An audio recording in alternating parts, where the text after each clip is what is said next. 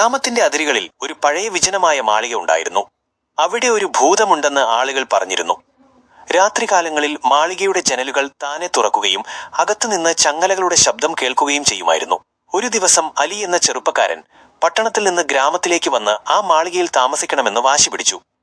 ഗ്രാമവാസികൾ ഭയന്ന് അവനെ പിന്തിരിപ്പിക്കാൻ ശ്രമിച്ചു. പക്ഷേ അലി പറഞ്ഞു, ഭൂതങ്ങൾ കഥകളിൽ മാത്രമേ ഉള്ളൂ, യാഥാർത്ഥ്യത്തിലില്ല.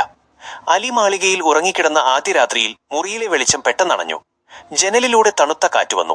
ആരോ പതിയെ മന്ത്രിച്ചു, ഇതെന്റെ വീടാണ്, പുറത്തിറങ്ങൂ. അലിയുടെ ഹൃദയം അതിവേഗം മിടിക്കാൻ തുടങ്ങി. പക്ഷേ അവൻ ധൈര്യം സംഭരിച്ചു പറഞ്ഞു, ആരാണ്? മുന്നോട്ട് വരൂ.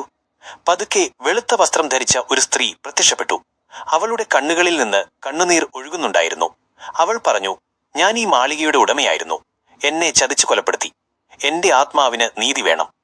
ഗ്രാമത്തിലെ മൂപ്പന്മാരുടെ സഹായത്തോടെ അലി ആ സ്ത്രീയുടെ മരണത്തിന്റെ രഹസ്യം കണ്ടെത്തി. കൊലയാളി പിടിക്കപ്പെടുകയും സ്ത്രീയുടെ ആത്മാവിന് മോക്ഷം ലഭിക്കുകയും ചെയ്തു.